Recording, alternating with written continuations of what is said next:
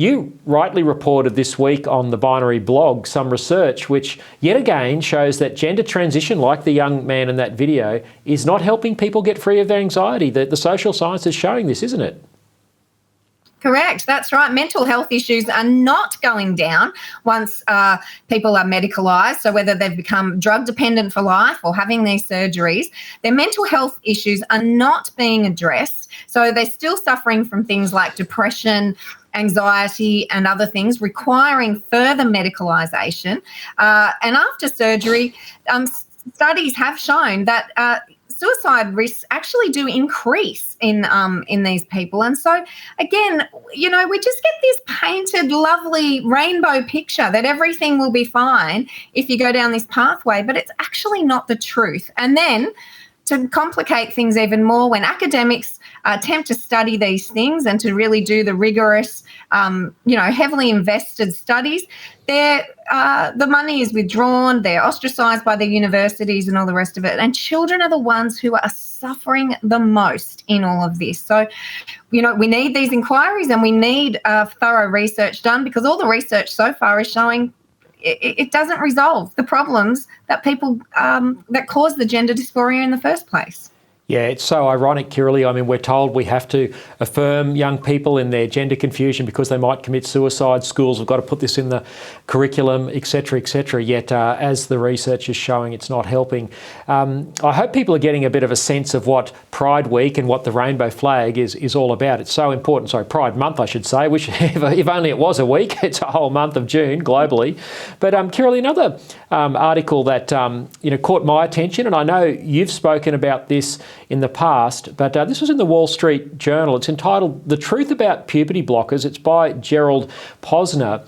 Now, I think this was also discussed in the Australian Senate last week. I believe it was Senator Malcolm Roberts from One Nation asking the Chief Health Officer and the Therapeutic Goods Administration, but Posner makes the same point in his article that the puberty blockers that are given to very young children, that's before that young man that we saw has surgery, right? This is really early on in the piece, as young as 10 years old.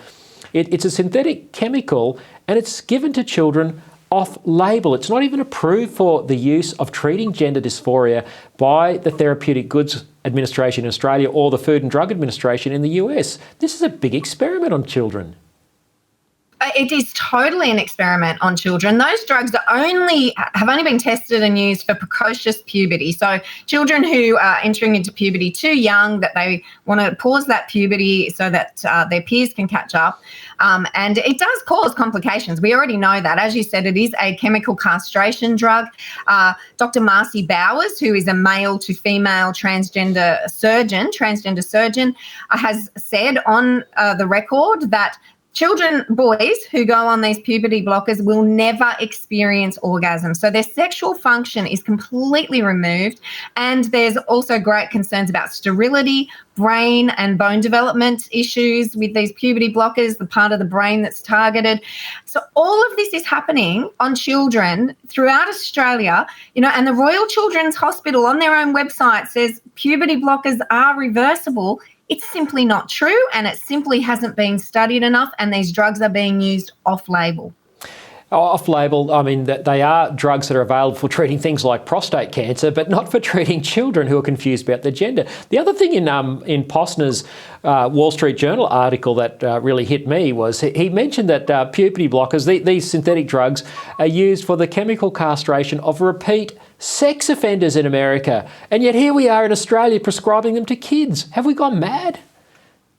Yep. Totally. That's the only way to describe it, Lyle, because it's cruel, it's nasty, it's damaging these children permanently for life. These children cannot consent to puberty blockers. They cannot consent to all of the side effects, and any parent that allows their children or consents on behalf of their child is ignorant and is doing an untold damage to these children, and they really deserve medical practitioners to tell them the truth about these things. I feel for these parents because they're being sold a lie, but they really need to ask more thorough questions to get the results and to understand the exact complications that these children are going to face. I think there's going to be an enormous amount of litigation in future years, Lyle, directly because of this.